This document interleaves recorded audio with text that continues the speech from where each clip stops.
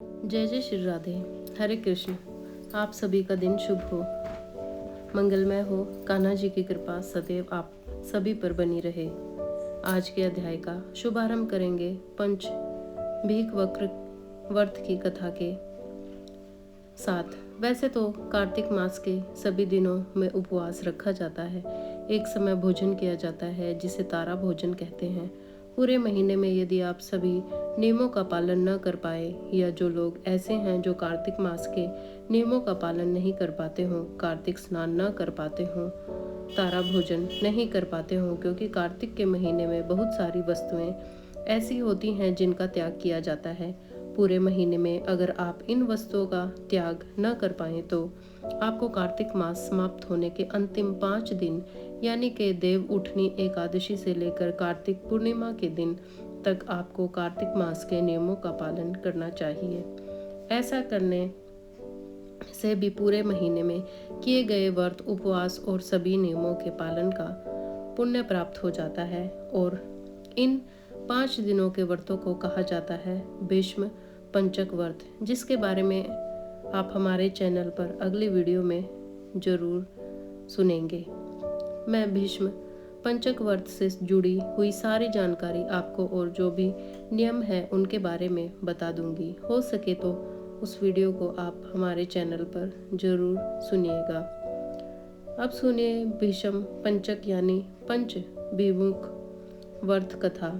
भिक्षु व्रत कथा। किसी गांव में एक साहूकार रहता था और उसका एक बेटा और बहू भी उसके साथ ही रहते थे। साहूकार की बहू कार्तिक मास में रोज सवेरे उठकर गंगा स्नान करने के लिए जाती। सुबह जल्दी जाते से में वह किसी भी पराये पुरुष का मुंह नहीं देखती थी। यह उसका रोज का नियम था। एक राजा का बेटा भी सुबह सवेरे गंगा स्नान करने के लिए जाया करता। वह हैरान होता कि मैं इतनी जल्दी उठता हूँ स्नान करने के लिए, लेकिन कोई तो है जो मुझसे भी जल्दी उठकर स्नान कर लेता है। कार्तिक माह के 5 दिन बचे हैं कि एक दिन साहूकार की बहू तो स्नान करके वापस जा रही थी और उस समय राजा का बेटा स्नान करने के लिए आ रहा था। आवाज सुनकर बहू जल्दी जल्दी जाने लगी, लेकिन जल्दबाजी में उसकी माला मोजड़ी वहीं छूट गई। राजा के बेटे ने उसकी माला मोजड़ी उठा ली और सोचने लगा कि जिस स्त्री की यह माला मोजड़ी इतनी सुंदर है, वह स्त्री खुद कितनी सुंदर होगी। तब उसने पूरे गांव में घोषणा करवा दी कि यह जिसकी माला मोजड़ी है वह 5 रात मेरे पास आएगी। साहूकार के बेटे की बहू ने भी 5 रात आऊंगी, लेकिन किसी को साख भरने बैठा देना। राजा के बेटे ने एक तोते को पिंजरे में बंद करके गंगा किनारे पेड़ पर टांग दिया। बहू सुबह के समय आई, पहली पढ़ी पर पैर रखा और बोली, हे कार्तिक के ठाकुर, राई दामोदर, पांचों पाडू, उठे नारायण बेखम राजा, उस पापी को नींद आ जाए। राजा के बेटे को सचमुच नींद आ गई। वह नहा धोकर चलने लगी तो तोते से बोली, सुबह तेरे गल डालूंगी, हीरा मेरी साख भरियो। वीरा सुनकर सुआ यानी तोता बोला कि कोई वीर भी साख भरता है क्या? वह फिर बोली, सुआ सुबह सुबह तेरे पग घालूं कि नेवर साख भरियो। मेरे देवर सुबा ने कहा, ठीक है भाभी, मैं तेरी साख भरू रखूंगा। वह तो कहकर चली गई। राजा का बेटा हड़बड़ाकर उठा और सुआ से पूछा, सुआ सुआ वह आई थी कैसी थी बताना तो। सुआ बोला, आभास की सी बिजली, होली की सी झल, केला की सी कामिनी, गुलाब का सा रंग। अगले दिन राजा के बेटे ने सोचा कि आज तो मैं अपनी उंगली में चीरा लगाकर बैठूंगा, इससे मुझे नींद नहीं आएगी। अगले दिन वह राजकुमार अपनी उंगली को चीर कर लेट गया। अब साहूकार की बहू आई और भगवान से उसी तरह प्रार्थना करने लगी, और उसके प्रार्थना करने पर राजकुमार को पहले दिन की तरह फिर से नींद आ गई। अब वह तो स्नान करके फिर से वापस चली गई।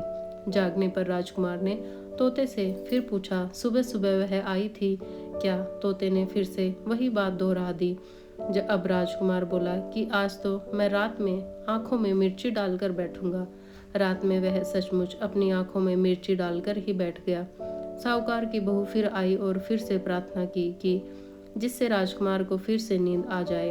अब राजकुमार ने तोते से बहू के आने की बात पूछी। उसने फिर से वही बात दोहरा दी। राजकुमार अब फिर से सोचने लगा कि आज तो मैं बिना बिस्तरे के ही बैठूंगा। रात को बिना बिस्तर के बैठ गया। जब बहू कार्तिक स्नान करने आई तो उसने फिर से भगवान से प्रार्थना की। राजकुमार को फिर से नींद आ गई। जब वह स्नान करके जाने लगी तो आंखें बंद करके चली गई। राजकुमार जब उठा तो वह जा चुकी थी। राजकुमार अब तो बड़ी सोच में पड़ गया और सोचने लगा कि आज तो मैं अंगीठी जलाकर बैठूंगा जिससे मुझे नींद नहीं आएगी।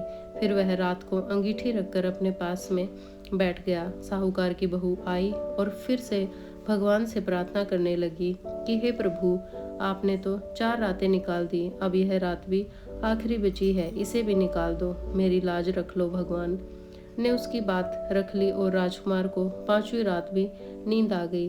तब वे स्नान करके जाने लगी तो तोते से बोली, सुबह सुबह इस पापी को कह देना कि 5 रातें पूरी हो चुकी हैं, अब वह मेरी मोतियों की माला मेरे घर भिजवा दे। सुबह राजकुमार की आंखें खुली तो उसने तोते से पूछा, सुआ सुआ आज की वह आई थी क्या? तो तोते ने कहा, हाँ वह आई थी और उसने अपनी माला मंगवाई है क्योंकि अपनी 5 रातें पूरी हो चुकी हैं।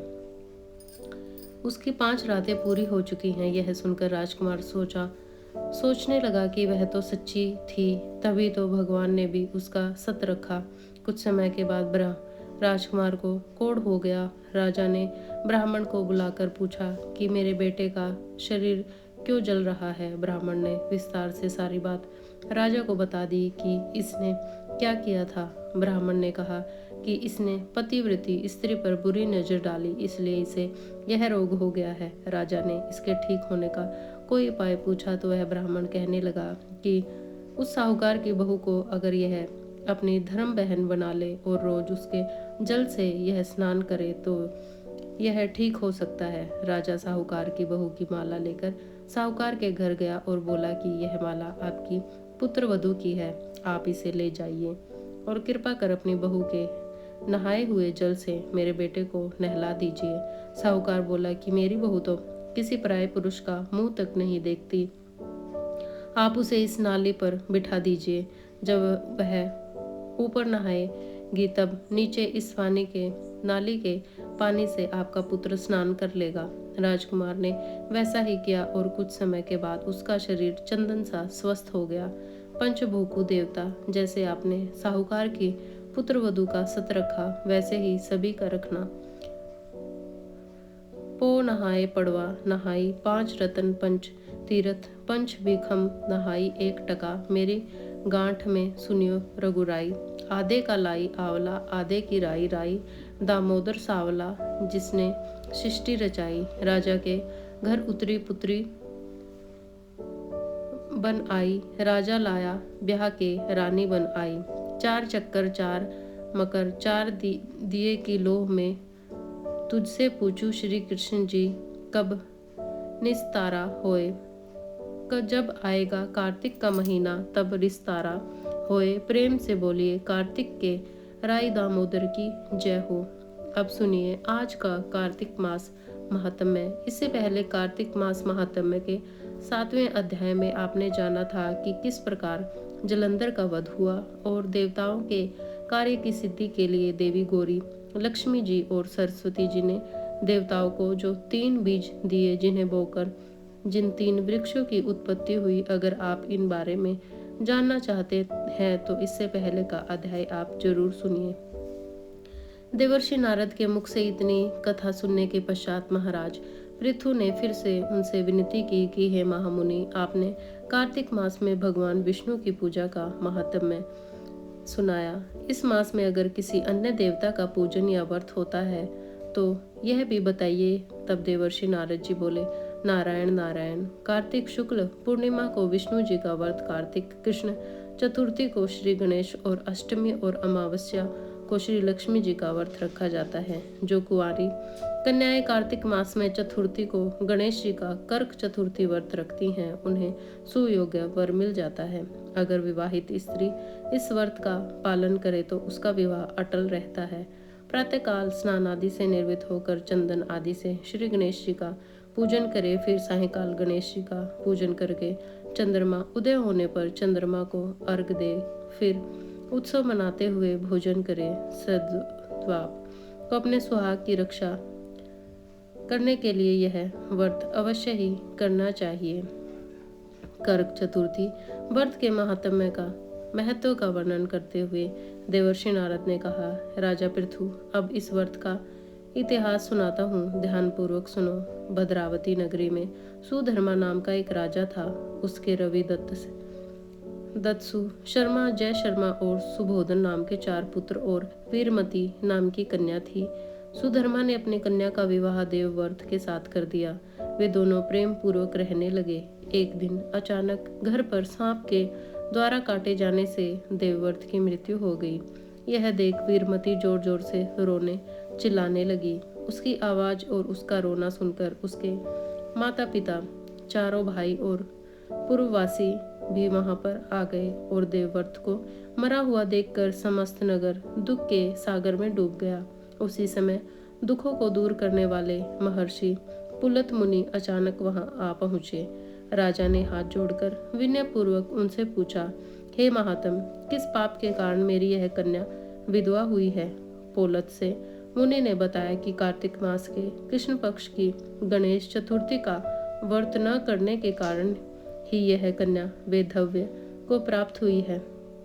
फिर पुलस जी ने कहा, एक समय दैत्यों के नाश का उपाय खोजने के लिए ब्रह्मा, विष्णु और महेश तथा इंद्र आदि सभी देवता एकत्रित हुए। उस समय श्री ब्रह्मा जी ने कहा कि गणेश चतुर्थी का व्रत संपूर्ण विपत्तियों का नाश करने वाला है। तब सब देवताओं ने कार्तिक कृष्ण चतुर्दशी को व्रत रखा, जिससे दैत्यों पर विजय प्राप्त हुई। विजय प्राप्त होने के बाद समस्त देवताओं ने गणेश जी से कहा कि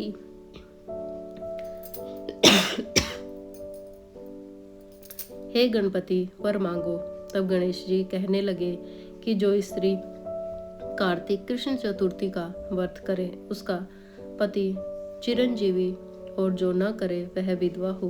अतः समस्त स्त्रियों को यह व्रत अवश्य ही रखना चाहिए।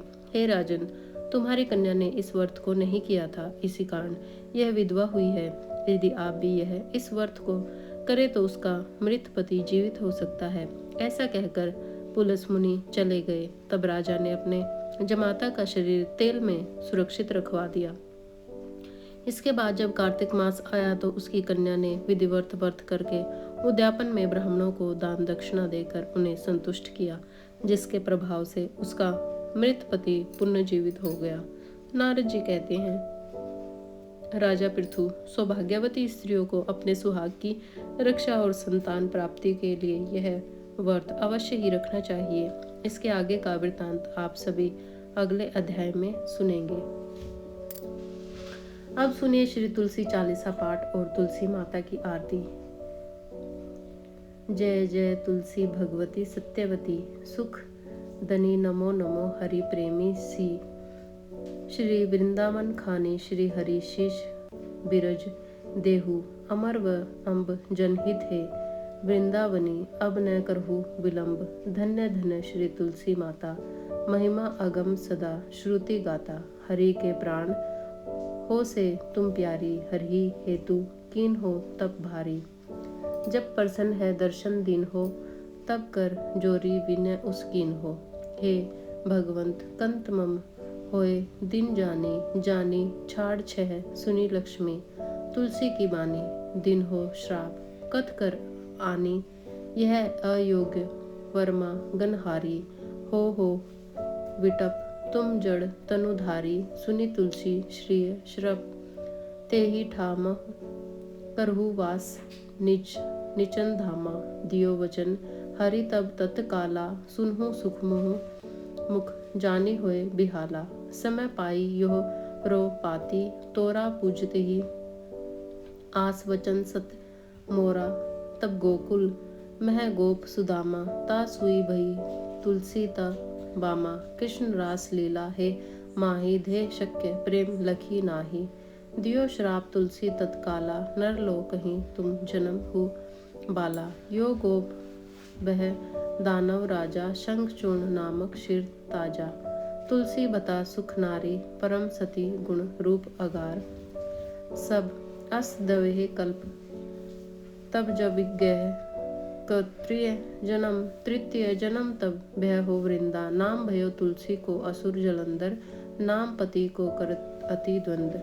अतुल बल धामा, किन्ह शंकर से संग्रामा। जब निज सैन्य सहित शिव हारे, मरही न तब हर हर श्री ही पुकारे। पतिव्रता वृंदाती नारी, को न सके ही संगहारी।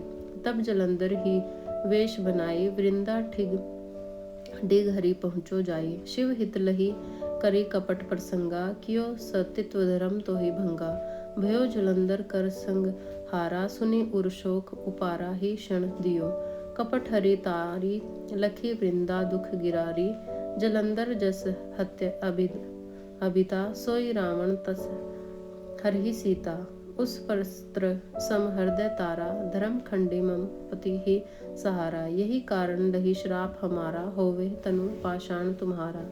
सुने हरि तुरत ही वचन उचार, दियो श्राप बिना विचार। लख्या न निज करतूत पति को, लन हियो जब पार्वती को। जड़मति तू अस होय जड़ रूपा, जग में तुलसी विटप अनुपा। दगवर रूप हर्षशाली ग्रामा, नदी गंडकी बीच लला माँ। जो तुलसी दल हम ही चढ़ाई है, सब सुख भोग परम पद है। बिनु तुलसी हरि जलत शरीरा, अतिशय उठत शीश उर पीरा। जो तुलसी दल हरि शिर धारित, सो सहस्त्र घट अमृत डारित। तुलसी हरि मम रजन हारी, रोग दोष दुख भंजन हारी। प्रेम सहित हरि भंजन निरंतर, तुलसी राधा में नाही अंतर। व्यंजन हो 56 हो प्रकारा, बिन तुलसी दल न हरि प्यारा। सकल तिरक तुलसी तरु छाही, लहद मुक्ति जन संशय नाही। कवि सुंदर एक हरि गुण गावत, तुलस ही निकट सहस्त्र गुण पावत। बसत निकट दुर्वासा धामा, जो प्रयास ते पूर्ण ललामा। पाठ करी जो नित नर नारी, होए सुख भाषण ही त्रिपुरारी। तुलसी चालीसा पढ़ तुलसी तरु, ग्रहधारी दीप दान करी पुत्र फल पाव। नारी सकल दुख दरिद्र हरि हार, हुए परम प्रसन्न आश्य धन जन्म लगी ही कर बसी ही। पूर्णा अत्र लाही अभिमत, फल जगत महिला ही पूर्ण। सब काम जदल अहि तुलसी, तह सहस बसी ही हरि राम। तुलसी महिमा नाम लख, तुलसी सोत सुख राम। मानस 40 रचो जग मह तुलसीदास, प्रेम से बोलियो तुलसी महारानी की जय हो। महारानी नमो नमो हर की पटरानी, नमो नमो तुलसी महारानी। नमो नमो धन्य तुलसी पूर्ण, तप कीनो शालीग्राम बनी पटरानी। नमो नमो तुलसी महारानी, नमो नमो हर की पटरानी। नमो नमो जाके पत्र मंजरी, कोमल श्रीपति कमल चरण लपटा नहीं। नमो नमो तुलसी महारानी, नमो नमो हर की पटरानी। नमो नमो कौन महीने बोई रानी, तुलसा कौन महीने की हयाली। नमो नमो तुलसी महारानी, नमो हर की पटरानी। नमो नमो कौन महीने हुई तेरी पूजा, कौन महीने हुई पटरानी। नमो नमो तुलसी महारानी, नमो नमो आषाढ़ मास में बोई रानी, तुलसी सावन महीने हुई हरियाली। नमो नमो तुलसी महारानी, नमो नमो हर की पटरानी। नमो नमो कार्तिक मास में हुई तेरी पूजा, मंगसिर मास हुई पटरानी। नमो नमो तुलसी महारानी, नमो नमो हर की पटरानी। नमो नमो धूप दीप नैवेद्य आरती पुष्पन की वर्षा बरसानी। नमो नमो तुलसी महारानी, नमो नमो हर की पटरानी। नमो नमो 56 भोग 36 व्यंजन, बिन तुलसी हरि एक न मानी। नमो नमो तुलसी महारानी, नमो नमो हर की पटरानी। नमो नमो तुलसी को सवेरे गाए, श्री कृष्ण के दर्शन पाए। नमो नमो तुलसी महारानी, नमो नमो हर की पटरानी। नमो नमो को तुलसी को दोपहर गाए, खीर खांड का भोग लगाए। नमो नमो तुलसी महारानी, नमो नमो हर की पटरानी। जो तुलसी को सांझ को गाए, श्री कृष्ण की आरती उतारे। नमो नमो तुलसी महारानी, नमो नमो हर की पटरानी। जो तुलसी को रात को गाए, श्री कृष्ण के चरण दबाए। नमो नमो तुलसी महारानी, नमो नमो हर की पटरानी। नमो नमो सब सखी मैया तेरो यश गावे, भक्ति दान द्विज महारानी, नमो नमो तुलसी महारानी, नमो नमो हर की पटरानी, नमो नमो तुलसी महारानी, नमो नमो हर की पटरानी। जय जय श्री राधे, जय जय श्री राधे, जय जय श्री सीताराम। नमः पार्वती पते, हर हर महादेव।